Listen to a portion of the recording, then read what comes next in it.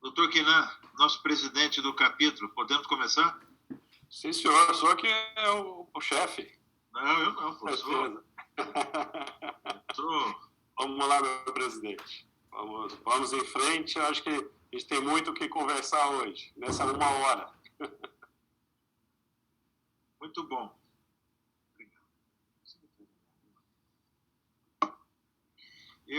Bem, colegas aí do SEBEX Goiás, do Chapter Goiás, outros que eventualmente estejam nos assistindo, boa tarde. Estamos começando aqui o nosso primeiro webinar, né, do nosso SEBEX capítulo Goiás. Então, ótimo, excelente. Estamos em excelente companhia, diga-se de passagem, né? Vou apresentar muito rapidamente, vocês já conhecem o Cristiano Quinan, que é o The One, né? Que é o nosso presidente do capítulo aí de Goiás e que resolveu fazer a sua quarentena nos Estados Unidos, para não ter problema nenhum, né? Está mais perto lá do epicentro mundial do coronavírus, né? E assim, queria sentir tanto como é que era uma experiência como essa que decidiu ficar aí exatamente para ter essa experiência do abalo sísmico do Covid-19, exatamente no centro sísmico dela, né? O Weimar Barroso, vocês conhecem, né? Que é o Chief Medical Officer exatamente da The One, exatamente nessa parte de telemedicina, de telemed. Então, bem-vindo, estamos aqui. E o professor Shaw, que eu preciso apresentar de uma forma distinta, porque a gente já se conhece há quase 30 anos, né? Foi a primeira, junto com eu estava na HC, né? Trabalhava na superintendência do HC, e eu via dizer que tinha um pessoal trabalhando com informática médica, era o nome naquela época, né? Então, e o Shaw, nesse instante, já estava lá. Eu saí de lá, fui para a Bahia, morei na Bahia, voltei para São Paulo, fiz um monte de coisa, estamos aqui, e o Shaw sempre perseverou nesta área, e eu diria que nós estamos aqui hoje na companhia, talvez, na minha percepção, do maior especialista acadêmico, né, nessa área de telemedicina que a gente tem no nosso país, né? Então, vocês vão observar exatamente isso com a fala dele. Nós temos um tema muito interessante aqui para discutir, que é exatamente comunidade, comportamento e telesaúde, né? Então, como é que a comunidade hoje ela se comporta? Como é que ela está vivenciando essa questão toda que nós, de alguma forma, estamos enfrentando? E como é que essa comunidade vai usar dos seus recursos próprios para buscar soluções, para discutir essas soluções, antes de mais nada, e quais que vão ser os aspectos comportamentais, que é outro tema que a gente vai discutir, que vão ser decorrência exatamente dessa reação que a comunidade vai ter. E mais do que isso, vamos ver como é que esse novo mundo de telesaúde, e aí depois o Dr. Shaw vai dizer para nós a diferença entre telesaúde e telemedicina, que eu sempre pergunto isso para ele e ele fala com muita maestria. Então, acho que a gente pode começar, né? Cada um de vocês, dentro do nosso desenho, terá 10 minutos para fazer suas apresentações, colocar à vontade o tema que queiram colocar. Depois a gente tem mais ou menos 10 minutos, enquanto a gente aguarda as perguntas da audiência para poder exatamente fazer as nossas discussões aqui. Depois a gente vai para o encerramento. Então, Cristiano, quem que você sugere que comece? Eu acredito que o professor Shaw, fique à vontade. Eu acho que será um prazer escutá-lo de início. Com certeza eu, Weimar, também iremos aprender bastante. Todos que estão conectados conosco, acho que seria oportuno. Então vai ser ótimo. Então, Shaw, por favor, o palco é seu. Tá bom. Inicialmente, boa tarde para todos. No início de noite, né? Queria dizer que é uma grande honra estar aqui juntamente com vocês. E então vou falar durante uns 10 minutinhos sobre algum algumas coisas de telemedicina só para provocar não só reflexão, mas o debate. A primeira coisa que eu sempre abordo, telemedicina não é ferramenta. O pessoal diz, por que não é ferramenta? Ferramenta eu compro em supermercado, em prateleira, em loja. Ferramenta se desatualiza. Um smartphone é uma ferramenta. Uma videochamada é uma ferramenta. A videochamada não é telemedicina. A telemedicina é uma técnica, é um método de investigação não presencial, mas é um método investigativo. Então, a telemedicina, por natureza, é um método médico. E, por ser um método médico, ele é um ato médico. Por ser um ato médico, ele é remunerado pela responsabilidade que o médico assume. Portanto, em telemedicina, o médico não recebe pela minutagem de conversa e nem a sua interação com o paciente, embora não presencial, mereça ser remunerado em valor menor do que o presencial, porque a responsabilidade é mantida, porque estou fazendo um ato médico. E, em geral, eu comparo a telemedicina com a cirurgia robótica. O robô cirúrgico é uma ferramenta. A cirurgia robótica não é uma ferramenta, é um método de intervenção cirúrgica elencado por um médico, para que o médico pudesse garantir que esse método funcionasse, ele se habilitou e ele treinou para que não gere consequências. Portanto, assim como a cirurgia robótica não aceita improviso, a telemedicina não aceita improviso. Tá? Então, esse é um primeiro ponto que só queria colocar, e isso exige um ponto. Nós não podemos interpretar o que é telemedicina. Precisamos agir conforme telemedicina. Mas se a telemedicina é um ato médico, aí nós temos que seguir as linhas gerais do Código de Ética Médica.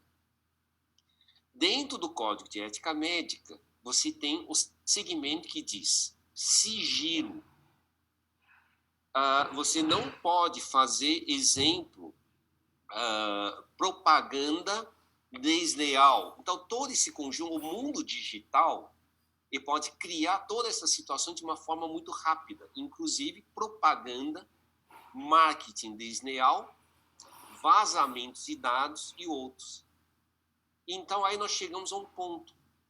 Por que nós precisamos usar plataformas com critério de segurança e funcional? Por causa, inclusive, de sigilo. E aí eu bato de frente. O WhatsApp gratuito não pode ser utilizado como telemedicina e nem é telemedicina. Aí me pergunto, mas por que não, Charles, se ele é criptografado ponta a ponta? Falando que ele é só criptografado na entrega. Quando ele chega nas pontas, ele é totalmente descriptografado e quando faz um backup, é totalmente descriptografado. Então, não pode simplesmente achar que a criptografia de entrega ponta a ponta é segurança. O segundo ponto, o WhatsApp tem aquela flechinha de encaminhar. Só pelo fato de ter o encaminhar, eu não garanto o sigilo. O que mais que o WhatsApp tem de interessante? Apagar a mensagem. Bom, mas se eu apago mensagem, como que eu vou manter a veracidade e a integridade das informações? E assim eu poderia elencar mais uns 15 itens para dizer por que o WhatsApp não pode, porque o WhatsApp não foi criado para a área médica. Ele foi criado como um mecanismo de interação entre as pessoas de uma forma flexível. Mas pela flexibilidade, é preciso pensar 2 vezes antes de ser utilizado para fins de ato médico. Então, telemedicina é um ato médico e o WhatsApp não é um ato médico. Tá? Então, essa é uma questão que eu queria colocar para pensarem, porque agora que nós temos uma lei de telemedicina. A 13.989, nós temos uma onda de avalanche de pessoas admitindo que estão fazendo telemedicina pelo que interpretam, e não pelo fato real. E esse fato real, precisam olhar, então, o Código de Ética Médica e a Lei Geral de Proteção a Dados Pessoais. Tá? E o Código de Ética Médica, por quê? Se telemedicina não fosse um ato médico, o CFM não podia regulamentar, se não fosse um ato médico. Porque o CFM só pode regulamentar coisa de medicina. Ele não pode atuar em odonto, enfermagem, fisioterapia, psicologia. Então, por questão disso, no momento que é regulamentado pelo Conselho Federal de Medicina, estamos falando de ato médico. Tá? Então, esse é um ponto para falar sobre, inclusive, isso entra na remuneração médica, tá? Tanto que a Agência Nacional de Saúde Suplementar publicou normas técnicas já indicando que o médico deve ser remunerado no mesmo código da consulta presencial. Então, isso nos abre as portas para uma discussão, tanto que a Associação Médica Brasileira já se manifestou que o código e a remuneração devem ser equivalentes, assim como o Conselho Federal de Medicina. Tudo reforça numa convergência de ato médico. E, por último, só queria, como o meu tempo já está acabando, é sobre essa questão da palavra telesaúde e telemedicina. É que não existe uma definição bem exata. Existe uma corrente internacional que ele diz telehealth e, assim, telemedicina é todo serviço que você faz para recuperar uma pessoa da condição de doença para a condição de saúde. E o telehealth é todo serviço que vocês fazem para que uma pessoa que esteja com saúde não venha a adoecer. Então, seria mais prevenção de doenças, prevenção de riscos e promoção de saúde. Isso seria o telehealth. E a telemedicina seria a recuperação de uma pessoa em condição de doença para a condição de saúde, não importando a profissão. No Brasil, isso não é muito válido. No Brasil, se adota telemedicina como ato médico. Assim, a telesaúde, ela seria toda a saúde. Então, a telemedicina seria uma das linhas da telesaúde. Assim como a odonto deveria ser teleodontologia. A psicologia se chama telepsicologia e cada conselho cuida da sua área e o conjunto, você diz, telesaúde. E é nessa linha de pensamento que a Agência Nacional de Saúde Suplementar entendeu, tanto que na publicação ele não fala na palavra telemedicina, ele usa a palavra telesaúde, já entendendo que a remuneração, inclusive, de atendimento, de psicologia, a telepsicologia devia ser remunerado pelo mesmo código do atendimento presencial.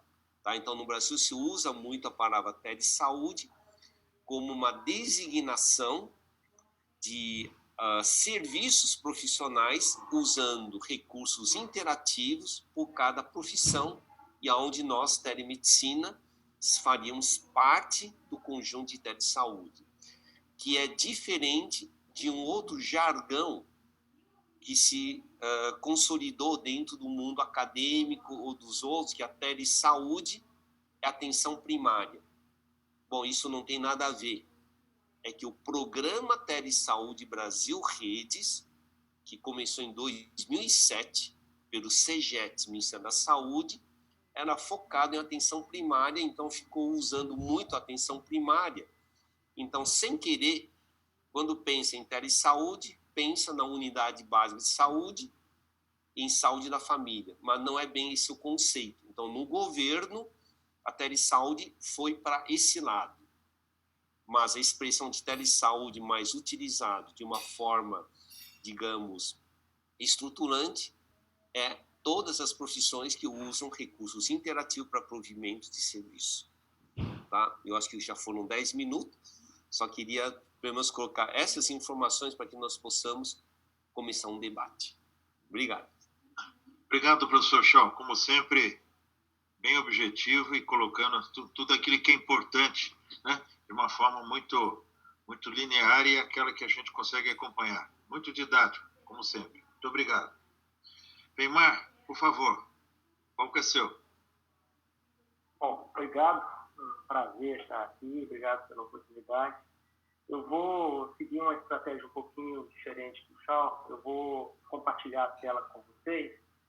E a minha proposição aqui hoje é de mostrar alguns aspectos relacionados a um trabalho que já vem sendo feito nesses 10 minutos, mostrar o que vem sendo feito nos últimos anos em relação a ações de telemonitoramento no contexto da doença hipertensiva. Eu sou cardiologista, trabalho com hipertensão arterial no âmbito acadêmico e essa é a minha paixão.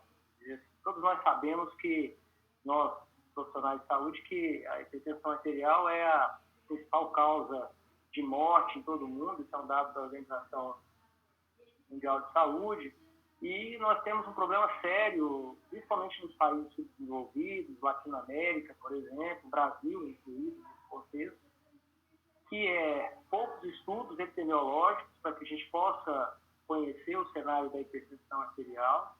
Isso tanto é verdade que se nós formos buscar dados de prevalência de hipertensão ou de controle, os dados são muito conflitantes. Por exemplo, esse documento da Sociedade Latino-Americana de Hipertensão, mostrando uma prevalência de 50% na população adulta, no Brasil, com 23% de controle.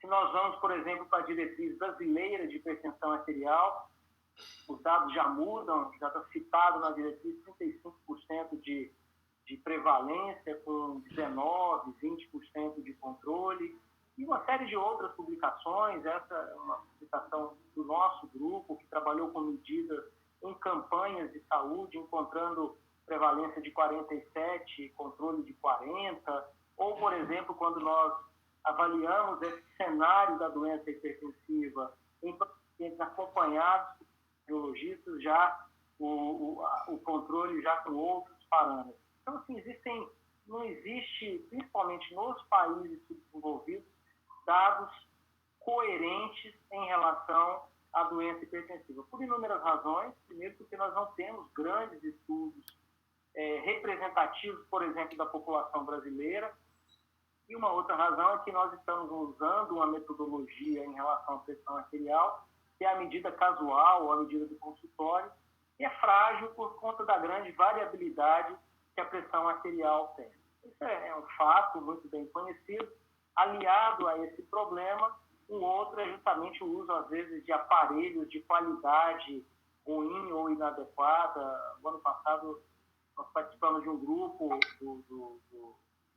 do Lancet Commission on Hypertension, que foi justamente para reavaliar a qualidade dos aparelhos de medida de pressão arterial que existem no mundo, e os problemas são grandes. Eu não vou discorrer sobre isso, porque não é o foco principal. O fato é esse.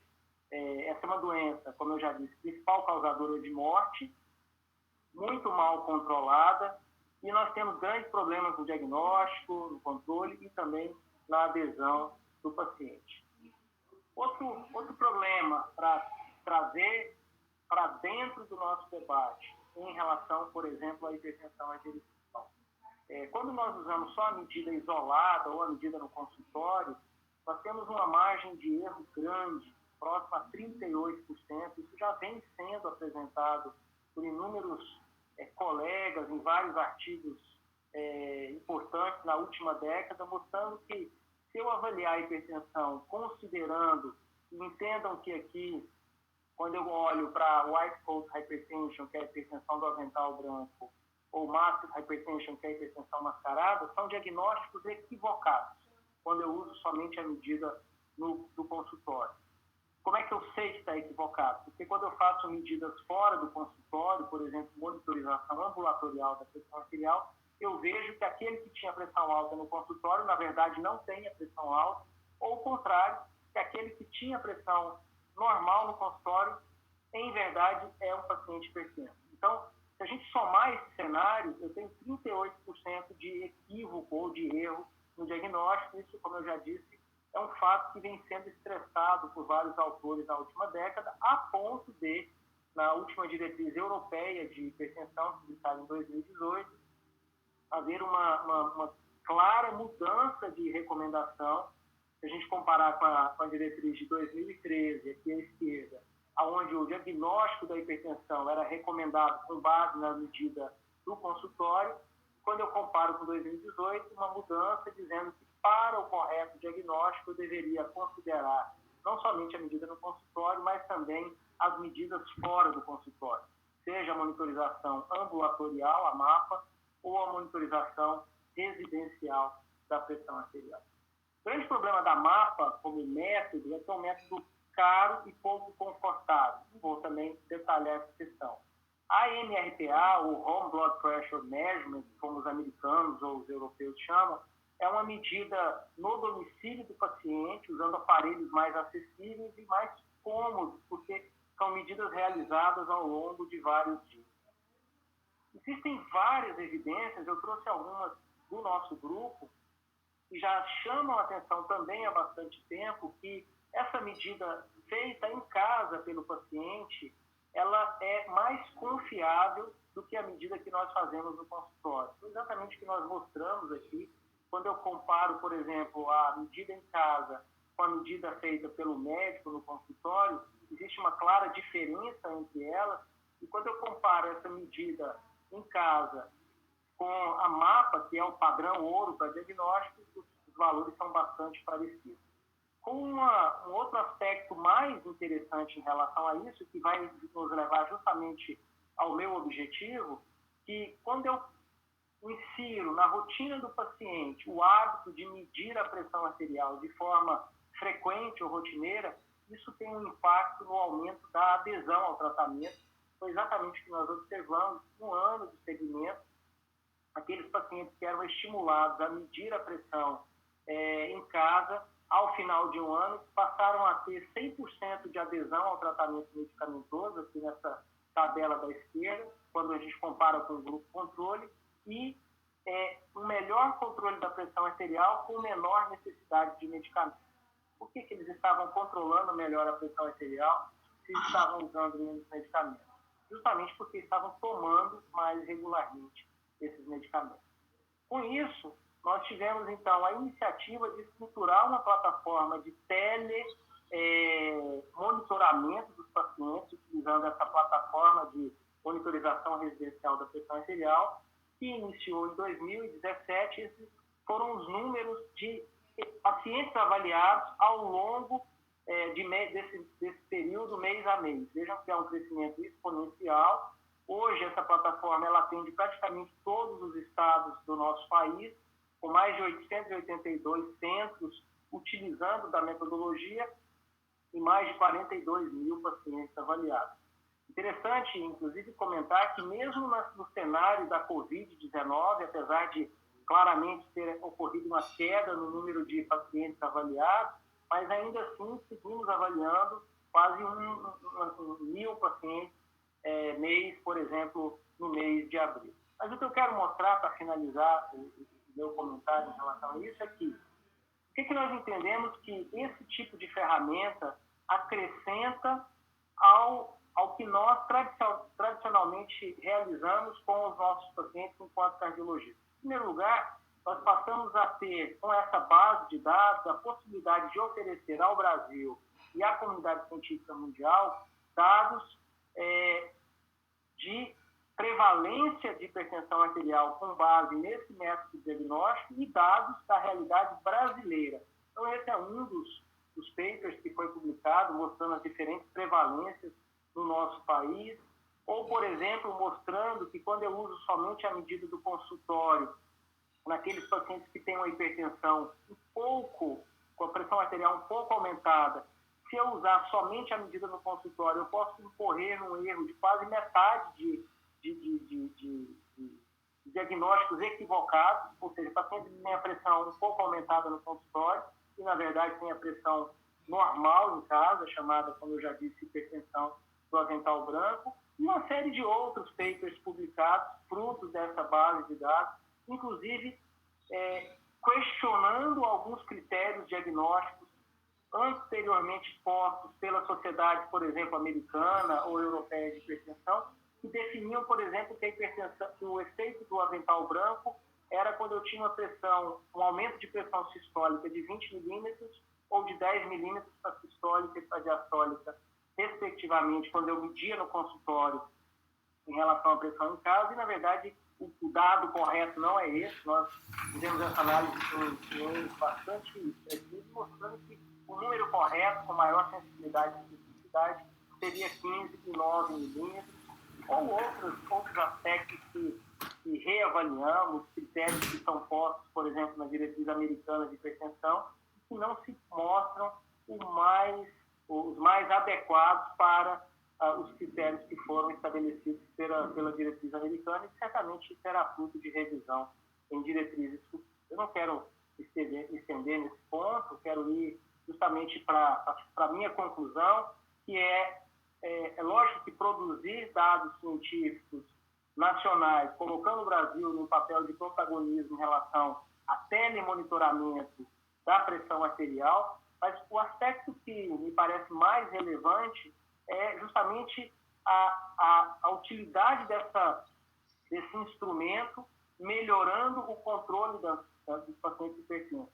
Eu já havia mostrado uma publicação nossa, trago uma outra que foi publicada no JAMA em 2014, onde os autores mostraram que também, depois de um ano utilizando a medida em casa, os pacientes hipertensos eles tinham uma redução de quase 9 milímetros na pressão sistólica e de 3 milímetros na pressão diastólica, simplesmente pela inserção do hábito recorrente de medir essa pressão ao longo da sua rotina, ao longo do seu dia a dia. Baseado nesses aspectos, nós iniciamos um projeto com a Prefeitura de Campos do Jordão e passamos a fazer esse telemonitoramento em toda a população atendida pelo SUS em Campos do Jordão, oferecendo tanto acesso à plataforma quanto doando os aparelhos de monitoramento à Prefeitura de Campos do Jordão. E vejam que ao final de um ano de projeto, nós conseguimos melhorar em 26% o controle dos pacientes hipertensos naquela cidade. Esse é um paper que está em fase de construção e ainda não está publicado. Continuamos avançando, projetos inclusive com o Ministério da Saúde, com o grupo do Einstein, um desenho grande, envolvendo quase 15 mil pacientes hipertensos em uso dessa mesma metodologia, ou mesmo projetos internacionais, com o grupo da Universidade de Barcelona, onde eu tenho a honra e a grata possibilidade de seguir fazendo o meu pós-doutorado. E nesse último momento, que tem a ver com tudo isso que nós estamos conversando aqui hoje, estruturando uma integração de telemonitoramento com telemedicina, entendendo que nós podemos inserir na rotina da telemedicina dados de medida da pressão arterial realizados pelo paciente e permitindo que ele mesmo insira esses dados, e certamente essa será uma informação bastante interessante para incrementar, para aprimorar ainda mais o segmento desses pacientes. Eu termino agradecendo e dizendo que, obviamente, esse é um trabalho de uma grande equipe. Aqui, à esquerda, é a minha equipe na Liga de Hipertensão Arterial, na Universidade Federal de Goiás, e à direita, o grupo da Universidade de Barcelona, com os quais, eu já disse, tenho uma enorme honra de poder ter caminhado até aqui. Muito obrigado. Muito bom, excelente. Obrigado, Weimar, por essa visão ampla, exatamente de como é que a comunidade ela pode ser empoderada e ela passar a cuidar da sua própria saúde à medida que ela passe a ter, de um lado, instrumentos e de outros métodos claros que ela possa, de alguma forma, se cuidar, né? Depois o Dr. Shaw, com certeza, vai nos dar vai fazer um MBA para nós todos em relação a esse assunto. Cristiano, por favor. Vamos lá. Obrigado. Acho que é um risco muito grande falar depois do professor Schall e do professor Weimar. Acho que vou usar a mesma metodologia do Weimar para a gente seguir aqui uma sequência de um bate-papo com vocês. Mas, antes de mais nada, essa disposição em falar aqui no SEBEX sobre comunidade, comportamento e telesaúde, que eu coloquei aqui, saúde, para que a gente possa se lembrar que a gente não está falando de mais nada além de saúde, ou medicina, ou psicologia. Mas, rapidamente, eu tenho uma história de 25 anos no mercado de saúde, já fui diretor da AMIL por um longo período de tempo, já tive uma passagem por um laboratório farmacêutico e como consultoria, como professor do MBA de Gestão de Saúde da GV, da FASAN, da PUC, da RTG, e essa é a minha paixão, a saúde é a minha paixão. Tive um grande professor, que foi o Dr. Edson Bueno, e com certeza iremos completar 10 anos agora em 2021, e hoje trouxemos, assim, a gente tem uma operação hoje de algumas empresas da área de saúde que estão intimamente ligadas ao Brasil e aos Estados Unidos. A primeira que nasceu foi a The One Health Advisor, que vai completar 10 anos agora em 2021, que é uma coordenadora de acesso, ela cuida da jornada e da experiência do paciente acessando o sistema de saúde brasileiro, ou americano ou americano. Então, é um concierge, é um coordenador de acesso. Na sequência, veio, só para vocês entenderem a lógica e por que a telemedicina cabe aqui, a The Health Experience, que é uma empresa que faz os programas de clinical rotation, de hands-on em peças frescas aqui nos Estados Unidos, um hospital de simulação realística, na formação de vários profissionais da área de saúde, não só médicos, mas profissionais da área de saúde que queiram ficar aqui 30 dias ou até mesmo estender a estadia aqui, a formação da saúde, não só para aprender, mas para ensinar, porque nós brasileiros temos muito a que ensinar ao sistema de saúde americano. Na sequência veio a The One Health Community, que é a comunidade numa discussão de saúde. Então a gente já, por conta da The One Health Advisor, que a gente já atua no aconselhamento e na coordenação dos pacientes, a The One veio trazer informação para a comunidade. Então, levar informação para a comunidade para que ela possa se cuidar. E, paralelamente, a The One Telemed, que é uma plataforma de telesaúde no Brasil, para o Brasil, e a The One Telehealth, que é uma plataforma de telemedicina nos Estados Unidos para atender a comunidade brasileira através de segunda opinião com o Brasil. Então, o foco é atender a comunidade brasileira fora do Brasil, inicialmente nos Estados Unidos, mas com plano de negócio, roadmap para outros países de concentração de comunidade brasileira. Nesse sentido, eu não poderia falar de telesaúde se eu não trouxesse realmente essa imagem que me chama muita atenção da conexão emocional. Aqui, um exemplo de um hospital veterinário, mas a gente precisa retomar essa conexão emocional na saúde, na medicina, na psicologia, na nutrição e outras profissões da saúde, porque perdemos. Tá? E eu de forma muito triste, sempre digo isso aos alunos dentro de sala de aula, médicos e vários profissionais da área de saúde, a gente precisa de retomar essa conexão emocional, essa ligação do coração com o paciente, que infelizmente nos perdemos.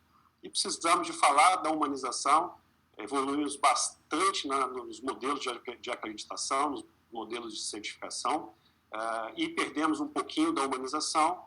Precisamos urgentemente retomar a humanização do cuidado, a humanização do atendimento, tratar o paciente como um indivíduo, tratar o paciente como uma pessoa e não como um número, não como um número de leito, mas tratá-lo pelo nome, tratá-lo dentro do meu consultório com todo cuidado e carinho, como a gente ver isso já sendo resgatado.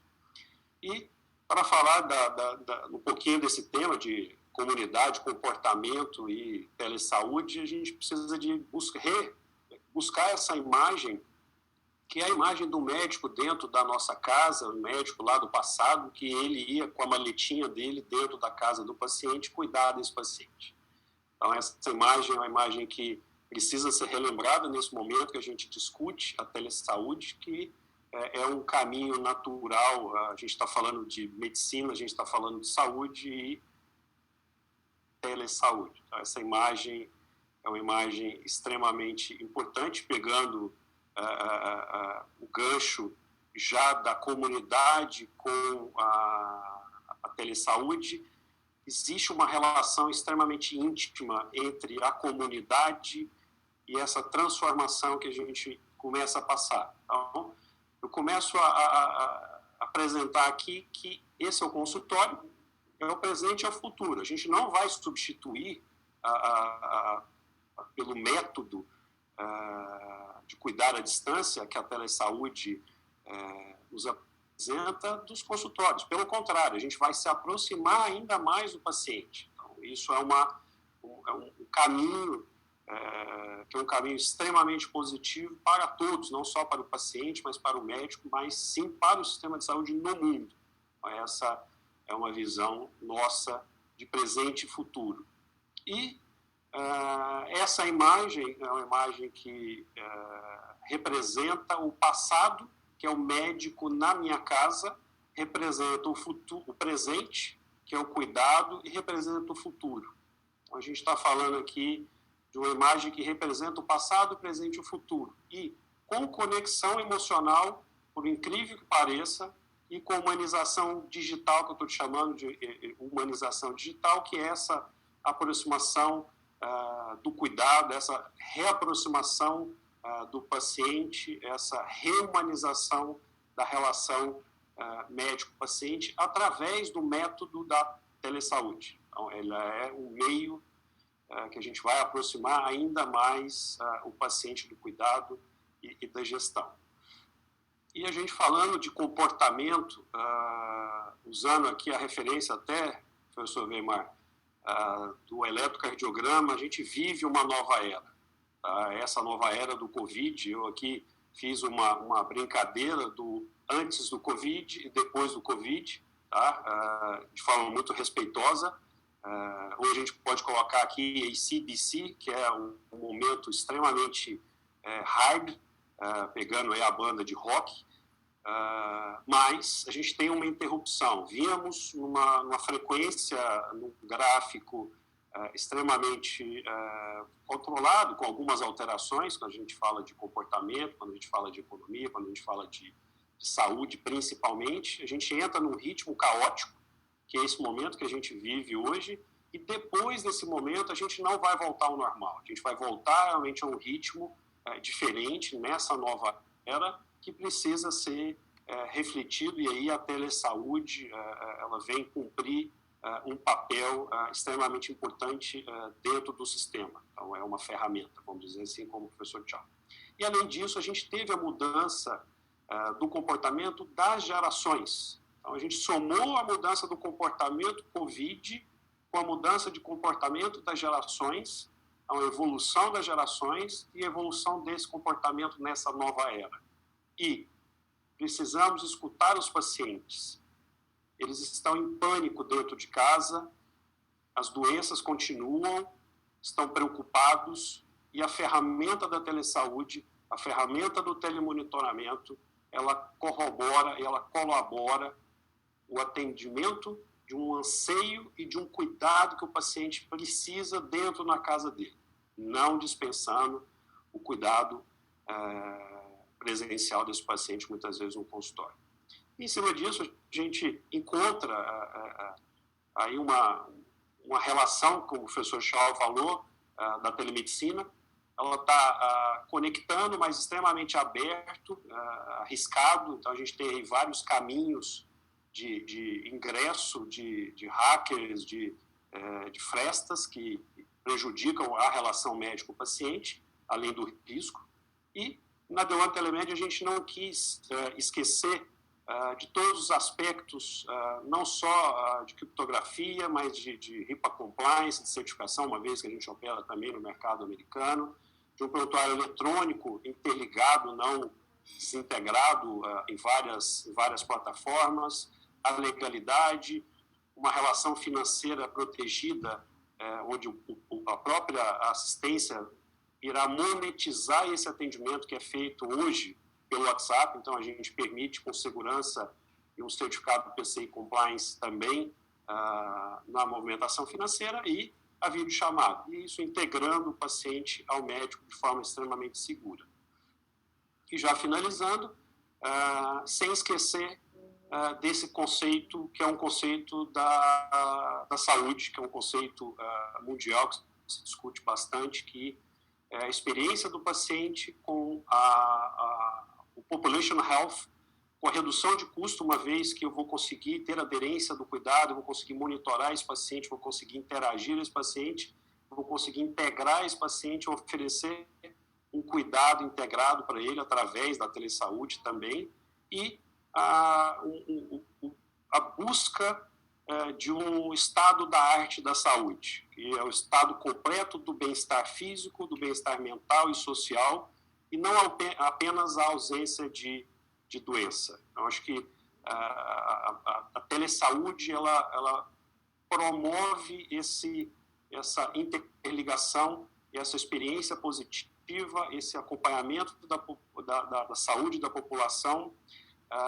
e entregando realmente uma qualidade, aí eu brinco com os 3 Es, né? Eficiência, eficácia e efetividade. Então, a telesaúde entrega isso para o sistema de saúde, não só para o paciente, aqui a gente está avaliando os 2 vieses. E para encerrar, a nossa intenção é ajudar a escrever novos capítulos da história do cuidado. Então, esse é um pouquinho aí do que a gente tem a contribuir aí nesses 10 minutos. Queria agradecer a oportunidade e o tempo para falar com vocês. Muito bom, Cristiano. Uma apresentação bem ampla e assim, abrangente daquilo que a gente pode ter exatamente desses 3 temas, né? Juntando bem esses 3 temas. Uma das críticas que se faz à telemedicina, principalmente dos nossos colegas médicos, né, Charles, é que a telemedicina, de alguma forma, afastaria os pacientes daquele cuidado médico, da atenção médica, do fato de que você tem realmente a empatia, o carinho, a proximidade, coisa que você, que, né, inclusive, nessa sua apresentação, tentou desmistificar. Mas eu queria, então, que vocês 3 comentassem um pouquinho em relação a isso, porque eu vejo que a telemedicina ou a telesaúde, né, usando as duas nesse instante aqui como sinônimos, ela também vai despertar uma mudança comportamental, uma mudança do comportamento do profissional de saúde, do médico principalmente, e do próprio cidadão, né, que vai passar eventualmente a ser um usuário desse método. Então, eu queria ouvir um pouco, um pequeno comentário de vocês exatamente a esta situação. Vamos começar pelo Weimar, para a gente fazer um rodízio aqui. Eu entendo que se nós pensarmos na telemedicina e no telemonitoramento não como uma substituição do modelo tradicional da medicina, e a gente tem discutido muito isso na The One, mas sim como um modelo de complementação e de melhora de alguns aspectos, esse questionamento ele cai um pouquinho por terra, porque certamente existem momentos no ato, no cuidado, no atendimento médico em que a presença se faz necessária. Eu não consigo pensar, por exemplo, que numa situação em que o exame físico seja necessário, que eu consiga fazer isso hoje, pelo menos, exclusivamente por via remota. Mas eu consigo pensar num atendimento à distância, por exemplo, num cenário como esse agora, ou num paciente com dificuldade de acesso, seja por distância, ou seja por dificuldade de locomoção, ou num retorno para a entrega de resultados, por exemplo, ou numa assistência a colegas médicos em lugares remotos do país. Nós temos um problema sério com isso no Brasil, a ausência de especialistas em inúmeras cidades. Então, assim, eu entendo o modelo da telemedicina hoje como um modelo que ele vem para somar, para acrescentar ao que nós tradicionalmente já estamos fazendo. Sem falar nos benefícios do telemonitoramento, que tem muito a ver com a telemedicina e com a telesaúde, que aí sim, e eu tenho, como eu já mostrei, trabalhado muito com isso, aí sim acrescenta muito, inclusive com a percepção do paciente de estar sendo mais cuidado, porque é um acompanhamento que pode ser feito com uma frequência maior. Esse é o meu pensamento. Bom, Kinan, por favor.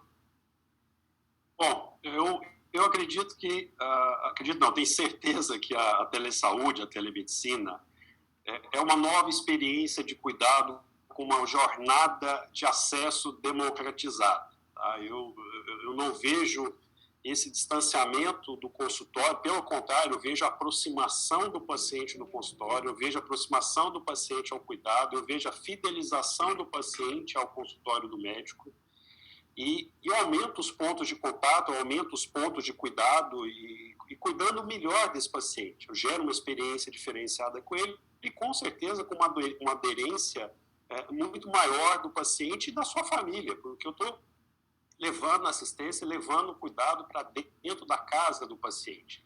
Não só antes, por exemplo, de uma consulta física ou depois dessa consulta. Então, eu gero realmente uma relação mais longa com o cuidado, através da telesaúde, sem dispensar nunca o atendimento físico. É um primeiro contato, é um aumento de contato. Quando a gente fala de telemonitoramento, eu falo que essa jornada é uma jornada ainda mais ampliada, que eu estou acompanhando e amanhã eu posso até intervir com esse paciente nesse monitoramento, inclusive pedindo para ele ir até o consultório para que a gente possa fazer uma avaliação de um procedimento diagnóstico um pouco mais acurado, ou de um tratamento, ou de uma avaliação, ou um próprio direcionamento desse paciente ao pronto-socorro, e aí eu reduzi com certeza alguns números que são complicados aí na saúde, mas eu vejo, sem dúvida nenhuma, pelo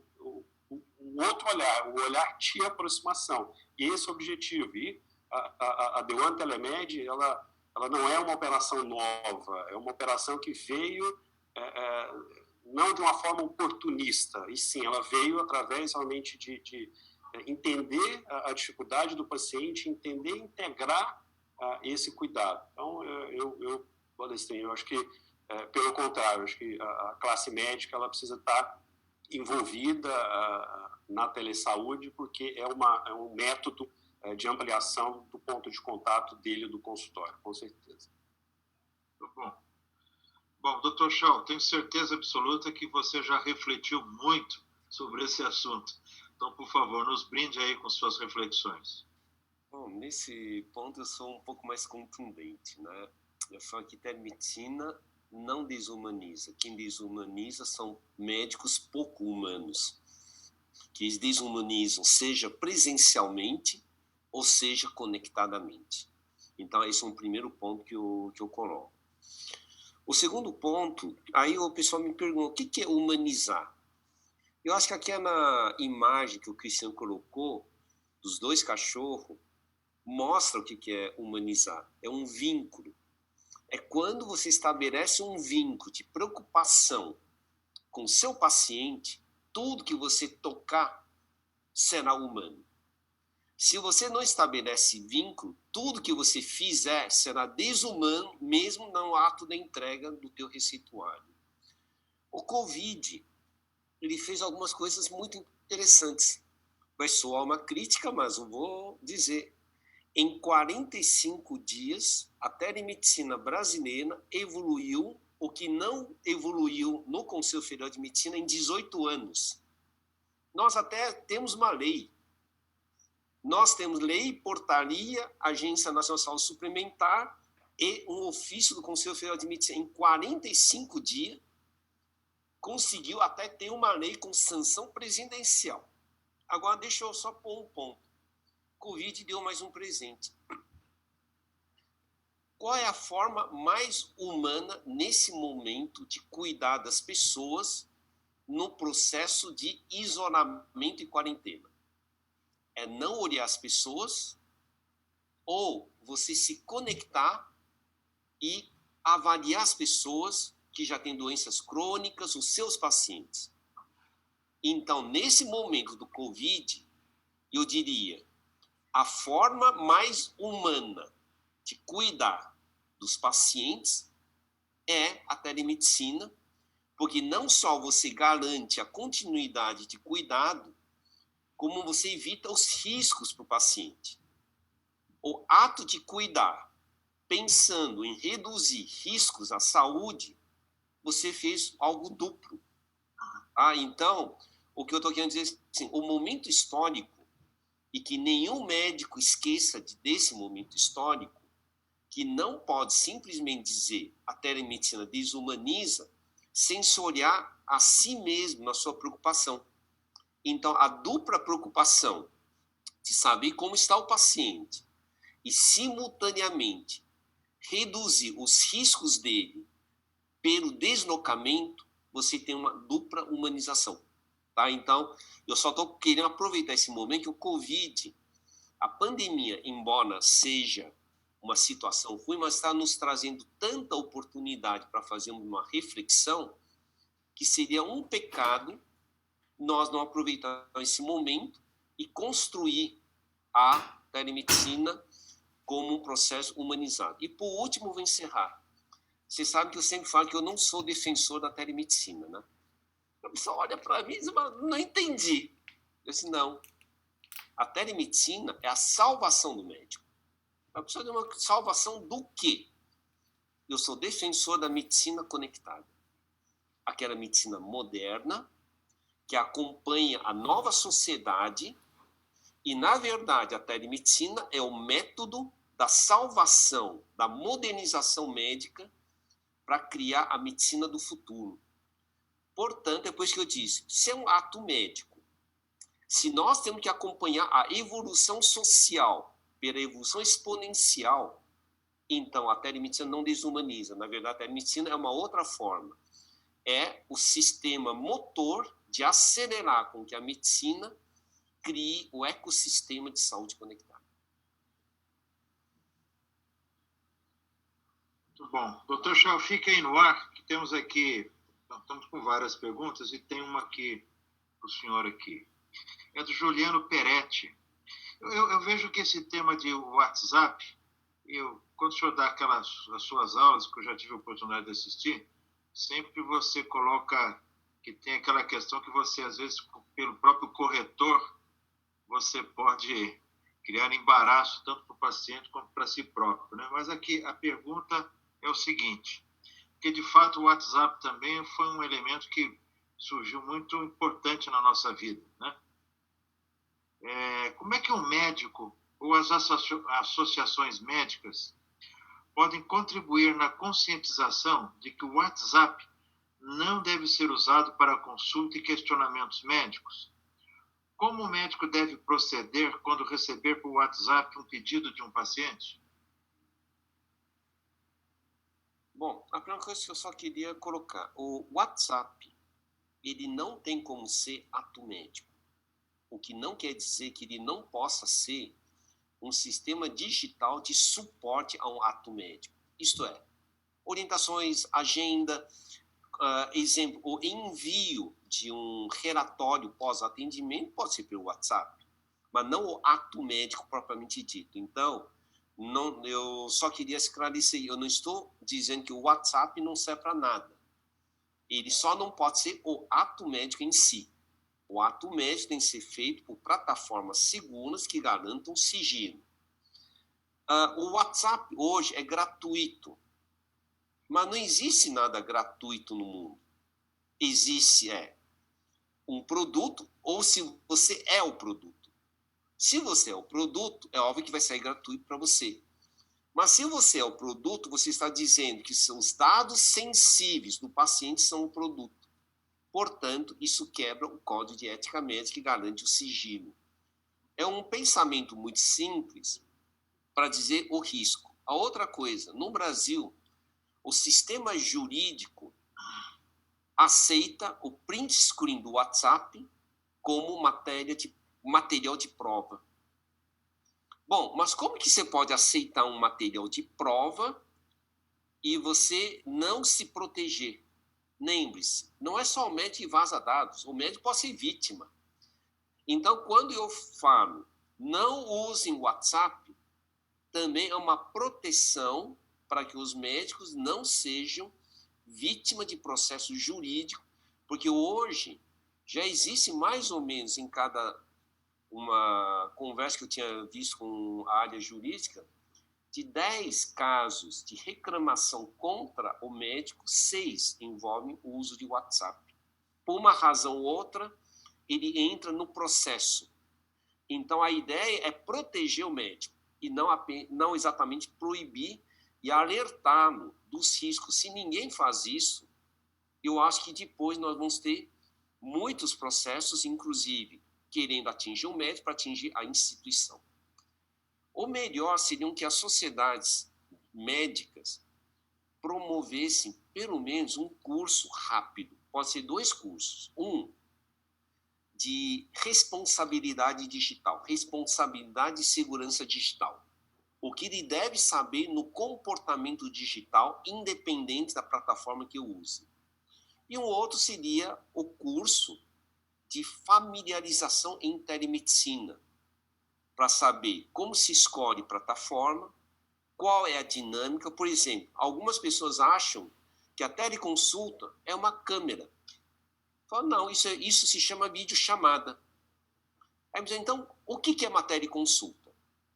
Bom, a teleconsulta eu coloco em 5 fundamentos. Primeiro, eu tenho que ter um termo de consentimento informado ao paciente, sabendo o que vai acontecer, se aquilo vai ser cobrado, e assim, uma série de ações que ele tem que concordar. A segunda, eu tenho que saber por que ele está me pedindo a consulta, e é autodeclarado por ele, porque senão eu não tenho a vinculação jurídica de por que eu fiz o atendimento. A terceira, eu tenho que ter a entrevista investigativa estruturada, que é em videochamada. A quarta, eu tenho que ter a documentação em prontuário médico, seja digital ou seja físico. A quinta, eu tenho que enviar um relatório sintético do atendimento, inclusive informando qual foi o recurso tecnológico utilizado e qual foi a conduta. Se você não tiver essas etapas, não é teleconsulta, é uma videochamada, é um bate-papo. Então, se nós não organizarmos bem, então nós vamos acabar diminuindo o próprio valor da teleconsulta. Tá? Aqui eu só dei um exemplo, que essa é uma cadeia que tem que ser ensinada pela sociedade de especialidade para definir o que é uma teleconsulta, e eu não entrei ainda na questão o quanto a teleconsulta consegue ser completa ou não. Tá? Então, só para resolver outra coisa, não existe teleconsulta contra consulta. Existe uma consulta que pode ser facilitada ou antecipada por uma teleconsulta e caberá ao médico definir. Não, eu quero te avaliar. Vem cá que eu quero te avaliar. O paciente tem que sentir isso totalmente transparente e não como etapas fechadas. Na hora que nós chegarmos até esse ponto, nós já teríamos dado o salto para a medicina conectada. Muito bem, estamos aprendendo bastante aqui.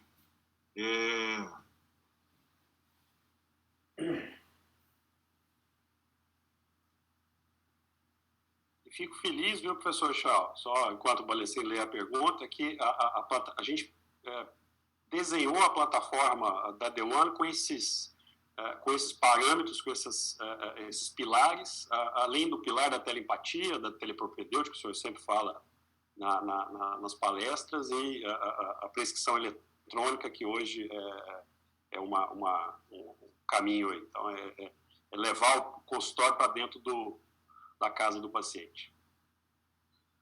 Inan, vamos aproveitar, vou perguntar para você e para o Weimar.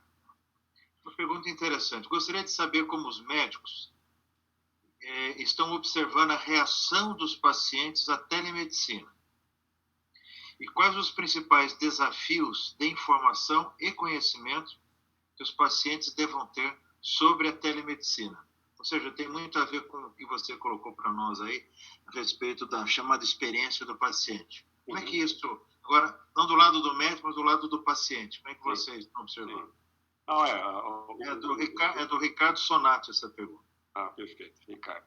Bom, o paciente, ele vê isso como é aquilo, é incrível a mudança do comportamento, a rapidez que ela aconteceu agora. Alguns pacientes eram contra, e hoje mudaram completamente essa opinião, porque existia um preconceito de que era simplesmente um bate-papo, uma orientação que a gente já faz no Brasil há muito tempo, ao pediatra, que eu vou chamar, mandar a foto da alergia do meu filho. Então, isso já acontece há muito tempo. Só que existia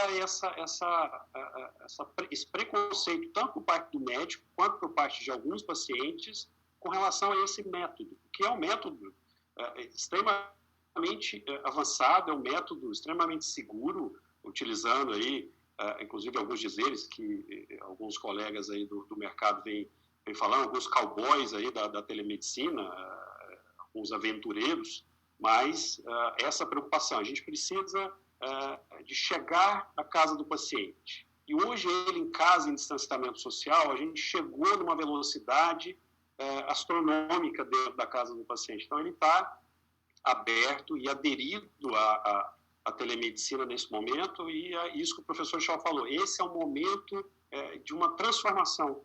Esse é um momento que não só o órgão regulatório, mas também a sociedade vem buscando essa transformação do cuidado, vem buscando a informação do cuidado por conta dessa pandemia que a gente vive. Então, essa é a minha breve opinião.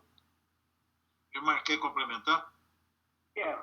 Um comentário breve. Eu vou compartilhar duas percepções. Né? Percepção como médico que tem usado a plataforma para cuidar dos seus pacientes. Então, me coloco nessa situação de alguém que se viu com a necessidade de acelerar esse processo, até por conta da regulamentação dele no Brasil. Existia antes uma barreira e agora não mais.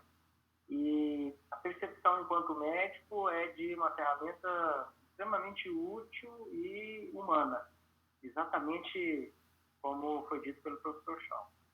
Do lado do paciente, até tenho compartilhado isso nas nossas reuniões da The One, a receptividade a esse contato também tem sido surpreendentemente boa. Então, assim, esse é um aspecto. Tem um outro lado que me preocupa, e é o aspecto que talvez a gente tenha que avançar muito no Brasil, que porque eu entendo que nós temos duas grandes realidades, muitas, mas falando em termos de acesso à saúde, se a gente dividir SUS e a medicina suplementar, nós temos 75% da população brasileira que tem uma dependência do SUS e que eu sinto uma dificuldade de utilização dessas plataformas digitais. Estou falando isso agora compartilhando a experiência que nós estamos tentando implementar na Liga de Hipertensão Arterial, por conta da suspensão dos atendimentos eletivos e da necessidade de continuarmos acompanhando os nossos pacientes hipertensos e tentando implementar um modelo inicialmente de telemonitoramento e agora avançando para um modelo de telemedicina, mas enfrentando grandes dificuldades por parte do paciente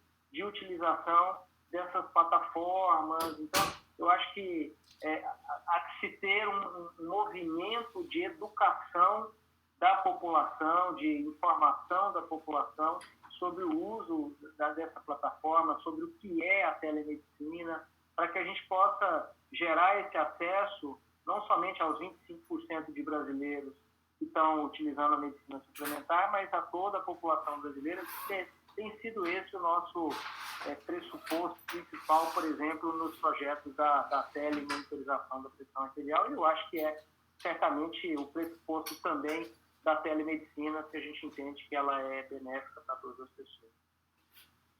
Obrigado. A gente já passou um pouquinho do nosso tempo, mas eu tenho algumas perguntas aqui que são direcionadas ao professor Chau, que afinal das contas é a nossa estrela aqui, né? Então, deixa eu perguntar. Aqui é uma pergunta do Rodrigo Gastim.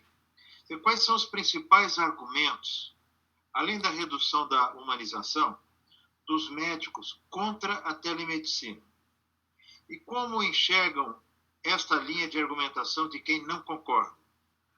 Por que temos países com o uso mais flexível da telemedicina, com sucesso, e o Brasil ainda não consegue adotar isso em escala?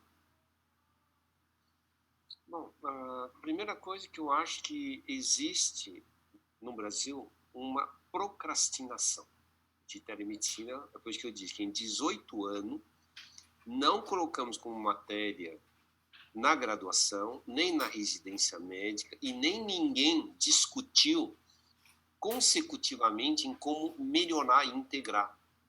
Tanto que o ano passado, mesmo durante o período da briga que gerou a revogação, dizia o problema de revogar é a procrastinação. Entra na zona de conforto e esquece tudo. Portanto, eu tenho afirmado, a revogação foi o maior equívoco que podia ter acontecido, porque eu tinha avisado que se não tivesse revogado, todas as sociedades médicas estariam discutindo para delimitar como melhor aplicar. Então, o nosso maior problema é a procrastinação e depois todo mundo vai inventando o que vem na cabeça deles sem pensar que o nosso maior objetivo é potencializar os cuidados. Tá? Então, isso é um ponto.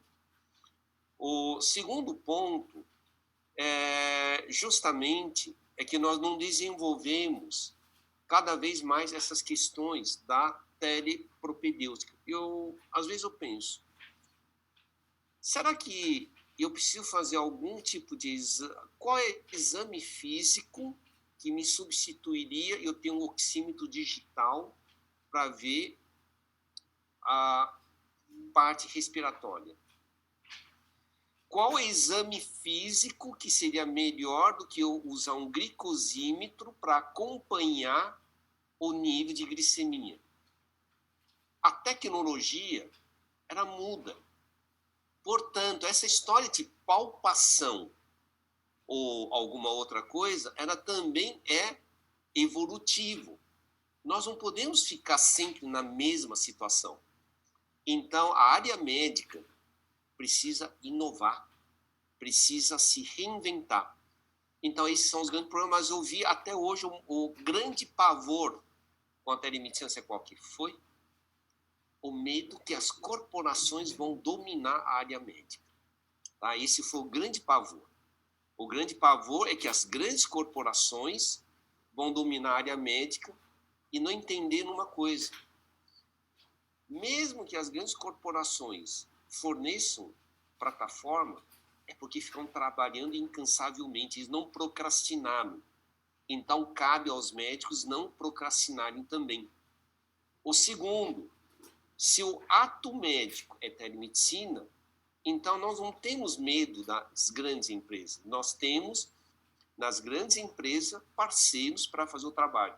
Então, é uma mudança de mentalidade, senão tudo isso sufoca e vão ficar eternamente na procrastinação. Tá? Então, eu vejo que a única forma de fazer a telemedicina crescer no Brasil é investir maciçamente na educação. Seja na educação médica, ou seja na educação da conscientização da população de como utilizar corretamente os meios digitais para prover uma saúde mais segura e mais eficaz. Obrigado. Tem uma outra pergunta aqui que eu acho interessante, tanto o Chal quanto o Cristiano darem que é o seguinte, olha, essa pergunta eu acho que foi do Newton Nunes. Ele diz o seguinte: as operadoras de saúde não deveriam usar uma só plataforma de telemedicina na sua rede, ou cada prestador poderia usar a sua? Qual seria o risco? Ele está falando, essa pergunta ela diz muito a respeito da capacidade de você ter o mesmo sistema, né? Ter a interoperabilidade, todas essas coisas que envolvem. Como é que é isso nos Estados Unidos? Ou como é que o professor Chal vê isso exatamente? Começa aí para a gente. Como é que a sua plataforma vai conversar com uma plataforma aqui no Brasil ou outras plataformas lá nos Estados Unidos? Como é que é isso? A gente tem uma integração por trás, uma vez que a gente trabalha de forma legal, em primeira opinião, nos Estados Unidos, e em segunda opinião pelo Brasil, mas as plataformas por trás, elas se conversam. Mas eu tenho um prontuário eletrônico no Brasil, acessível só aos médicos do Brasil, com CRM, e tem um prontuário eletrônico aqui nos Estados Unidos, acessível ao médico licenciado aqui, que fala português, que é um clínico geral. A gente se conecta através da sala, onde a gente tem um ambiente único junto com o paciente. Então, o paciente consulta com 2 médicos, um geral e um especialista do Brasil em segunda opinião. Agora, com relação às grandes corporações, esse é um movimento. As grandes corporações já trabalham com prontuário, já trabalham com telesaúde, com telemedicina. Isso a gente não vai conseguir frear. Isso já é uma realidade. Agora, eu vejo que quando eu trazendo um pouquinho a história de ex-executivo de operadora, acredito que a telemedicina dentro das grandes corporações, neste primeiro momento, elas já estão sendo vistas como uma verticalização eletrônica, porque ela está gerindo o acesso desse paciente à telemedicina. Isso não está aberto aos médicos, por exemplo, das Unimedes, não está aberto aos médicos cooperados, está aberto somente a um grupo de médicos que estão dentro de uma operação de telemedicina dentro da sede da Unimed. Então, isso não está ainda aberto, mas acredito que o médico deva assumir o protagonismo da telemedicina. Então, é isso que o professor já falou, a procrastinação. Então, é o médico dar o primeiro passo e ele oferecer isso ao paciente dele, não da operadora. Então, ele assumir o protagonismo nesse movimento e nessa transformação, e não ficar esperando a operadora, como ela já fez, a atuar como telemedicina. Então, isso no Brasil é uma realidade, e aqui nos Estados Unidos da mesma forma. Então, os grandes hospitais têm suas plataformas, as grandes operadoras têm as suas plataformas, e aqui a gente teve o problema as consultas de telemedicina são mais baratas. Então, a gente tem esse problema que a classe médica permitiu que acontecesse, porque existe a diferença da telemedicina em consultório, do atendimento em consultório, atendimento via telemedicina, mas foi a comunidade médica que permitiu que isso acontecesse, porque ela não assumiu protagonismo dessa evolução. Essa é a minha opinião. Interessante. Dr. Chão. Bom, a primeira coisa, eu não vejo possibilidade de existir uma única plataforma, assim como não existe um único modelo de carro em uma única indústria automobilística. Assim como o sistema bancário não tem uma única plataforma para todos os bancos. A diversidade existe, cada um com sua forma de pensar. O que tem que existir é uma diretriz mínima de segurança e uma diretriz mínima, eu nem vou chamar de interoperabilidade, eu vou até para algo muito menor, que eu vou chamar de intercambiabilidade de dados. E um exemplo que eu coloco é o TED. Eu tenho num banco, e eu vou transferir dinheiro para um outro banco, existe um serviço que manda o pacote, valida e manda para outro banco, isso é um sistema de intercâmbio. Então, o que eu estou querendo dizer é que é o seguinte, eu vejo pouco provável de ter uma única plataforma, mas eu vejo necessário ter uma diretriz mínima que garanta segurança e funcionamento e um padrão mínimo que possa intercambiar dados de uma forma segura entre uma plataforma e a outra plataforma. Esse é o mínimo que nós deveríamos ter. E a outra coisa, eu acho que vai chegar um dia onde eu alugo uma sala cofre digital, eu como médico. Então eu falo, o que são as grandes empresas? Grandes construtoras de centros médicos. Eu como médico, o que eu faço? Eu vou comprar um consultório ou eu alugo. Eu sou um usuário de um prédio. Eu nunca vou construir o prédio, a não ser que eu seja de uma empresa de construção. Quando nós começamos a enxergar nitidamente isto, não haverá mais competição e nem conflito. Então, pode ser que grandes empresas de telemedicina dizem, eu estou alugando um pacote completo. Sala cofre digital, com armazenamento seguro, com tratamento financeiro, com intercâmbio diretamente para o operador e validação se o paciente pode ser atendido ou não na sua sala digital. É muito provável que eu, como médico, eu vou alugar esse serviço. Tá? Eu só estou dando um indicador que esses conflitos não há necessidade desde que nós saibamos trabalhar corretamente. E, por último, só queria colocar a minha percepção para a saúde dessa década.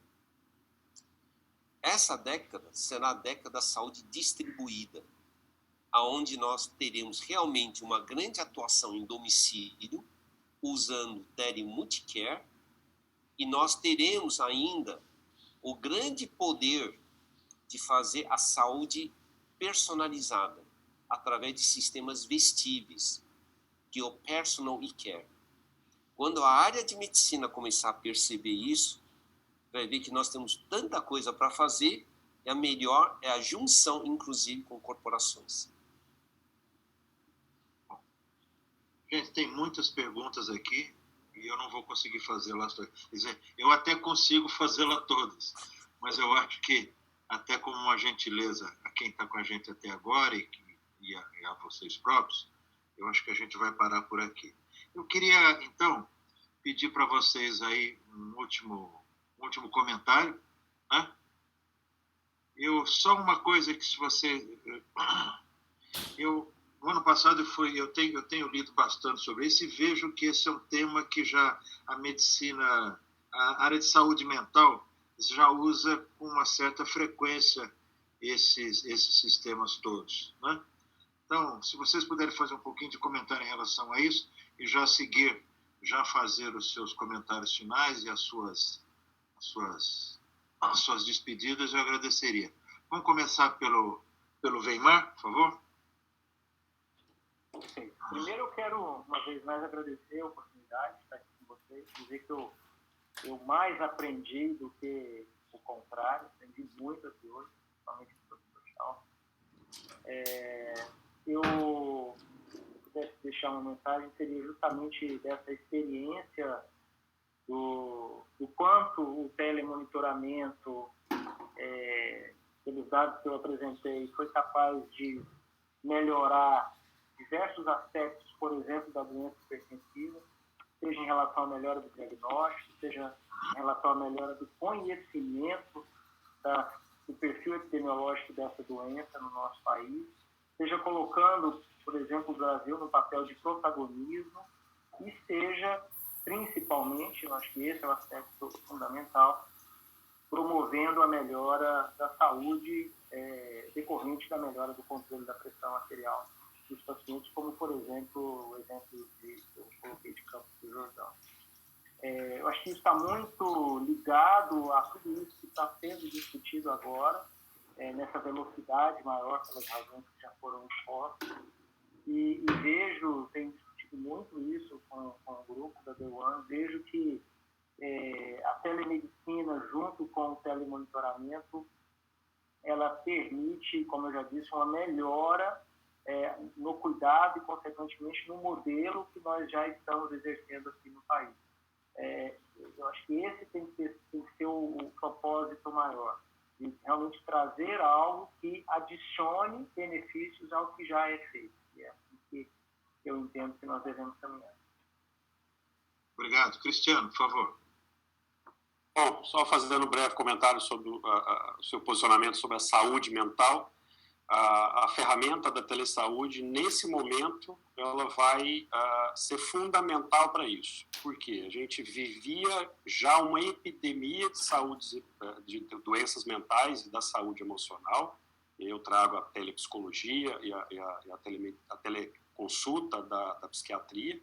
Ela vai crescer muito, porque a gente vai viver agora uma pandemia dessa saúde emocional e das doenças mentais. Então, a ferramenta da telemedicina, ela vai ser fundamental para o cuidado desse paciente pós-Covid ou durante o Covid. Aí a gente ainda temos aí uma longa jornada e o método da telesaúde vai contribuir bastante para que a gente possa cuidar desses pacientes nas suas casas e cuidar do paciente nessas doenças que, com certeza, de epidemia, irão evoluir para a pandemia.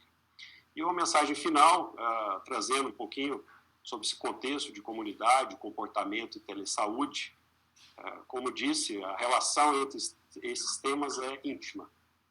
A comunidade é a força mais poderosa que surge para transformar a saúde, a comunidade.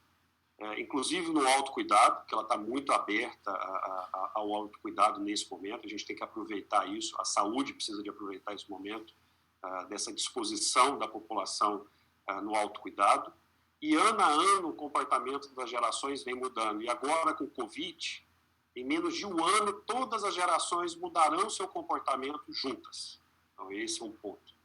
E a telesaúde passa a ser um meio atuando na comunidade, no comportamento para transformar o cuidado. Então, é um momento de transformação e um momento extremamente positivo e sou não só um entusiasta, mas como investidor, como empresário, e trabalho hoje 24 horas por dia em torno realmente desse cuidado e levar esse cuidado da comunidade brasileira nos Estados Unidos e a comunidade brasileira no Brasil, não só os clientes do Grupo The One, mas a plataforma ela é aberta, acessível, com mais de 20 médicos em diversas especialidades e médicos extremamente bem conceituados, professores, médicos referência desde a alergologia, a infectologia, a ginecologia e atendendo realmente esse anseio da população do cuidado. Então, queria mais uma vez agradecer, é sempre uma honra estar contigo, Balestrin, Weimar e professor Chau, foi um prazer, uma grande aula, já venho aprendendo à distância com essa disposição, temos amigos em comuns e com certeza aqui inicia-se uma nova era, um novo cuidado e conte conosco aqui também nos Estados Unidos e conte com a The One aí no Brasil. Obrigado. Muito bom, muito obrigado. Professor Chau, nos deu o prazer de ter as suas considerações finais aí. Por favor. Bom, inicialmente quero dizer que parabéns, Balestrin, pela tua mediação e coordenação. Quero dizer que foi uma honra estar juntamente com o Cristiano e o Weimar. Eu só queria colocar 2 pontos. É preciso entender que a área médica precisa se reinventar de forma responsável. Nós precisamos fazer a inovação responsável. Isto é o grande motriz nessa década.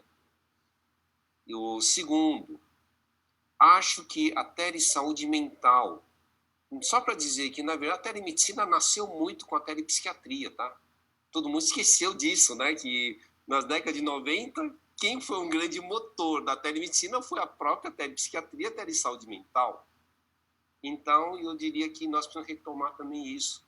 O grande valor que a telesaúde mental terá no contexto, inclusive agora que a Organização Mundial de Saúde diz que nós não temos só a pandemia, né? Nós temos a infodemia, o exagero de informação gerando ansiedade, depressão, fobia e sérias coisas, aí eu acho que nós temos que investir na telemedicina em saúde mental como uma forma de reduzir os prejuízos que estão sendo causados, inclusive para a população, não pela doença propriamente dita, mas no comportamento que isso está gerando. Obrigado, e foi uma honra, e parabéns, Maristém, pela coordenação e mediação. Muito obrigado, gente. Foi ótimo mesmo. Agradeço a Larissa, que está no back-office aí, tomando conta aí de mais uma conexão, Sebex, tá? Desejo um excelente final de semana para vocês. Para mim foi um prazer enorme estar com pessoas como vocês. Eu sempre, como disse o Weimar, é uma forma de se enriquecer essas conversas, viu? Para todos nós. E fica por último aí, um abraço digital para vocês, tá bom? Abraço e cuidem-se. Até mais. Tchau.